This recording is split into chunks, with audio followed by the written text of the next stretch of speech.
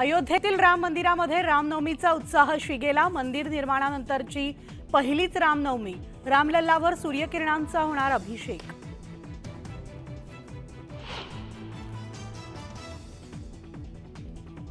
दापोलीमध्ये रामनवमीचा उत्साह शिगेला। भाविकांची दर्शनासाठी गर्दी।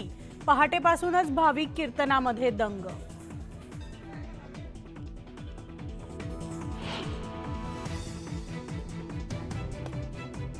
पट्टचित्र शैलीमध्ये साकारला रामलल्ला। नवनवीतील मुलीनं कापडावर साकारलं श्रीरामाचं चित्र।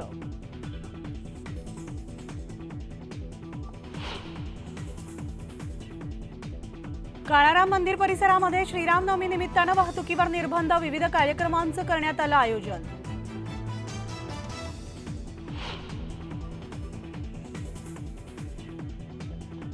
तुळजापुरात भाविकांची दर्शनासाठी गर्दी। 21 एप्रिल ते 25 एप्रिल दरम्यान मंदिर 22 तास राहणार खुलं।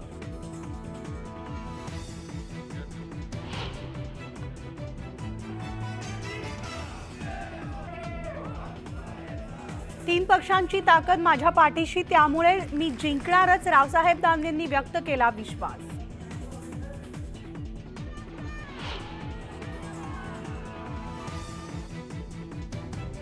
उबाटाच्या प्रचारासाठी गेले नव्हते, धार्मिक कार्यक्रमासाठी गेले होते। गणपत गायकवाडांच्या पत्नीचं स्पष्टीकरण।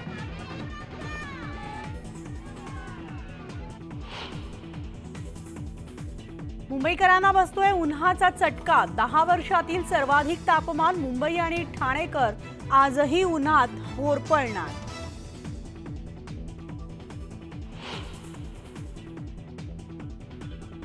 विना परवाना फेरीवाल्यांसाठी पर्यायी धोरण आखा। उच्च न्यायालयाचे मुंबई महानगरपालिकेला आदेश।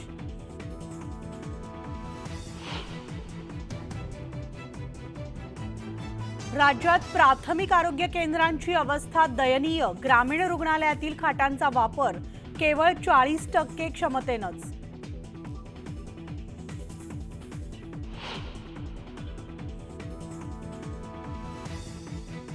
गारपिटीमुळे 82,000 हेक्टरवरील पिकांचं नुकसान। अवकाळीचा विदर्भ मराठवाड्याला जोरदार फटका।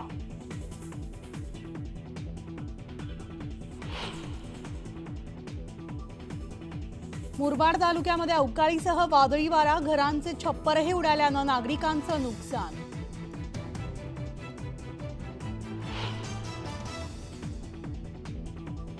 मुळशीमधील कोळवण खोऱ्यात वादळी वाऱ्यासह पावसाची हजेरी। आंबा उत्पादक शेतकऱ्यांना मोठा फटका।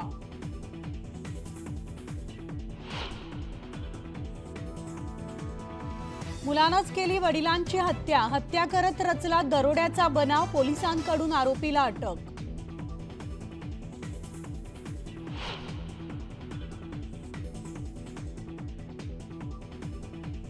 मृत कर्मचाऱ्यांना लावली निवडणूक ड्युटी। निवडणूक आयोगाची कुलसचिवांना नोटीस।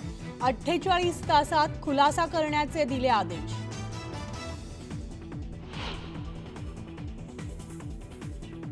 उल्हासनगरमध्ये कामगारांच्या 2 गटांमध्ये तुंबळ हाणामारी। एक युवक गंभीर जखमी। पोलिसांनी केला गुन्हा दाखल।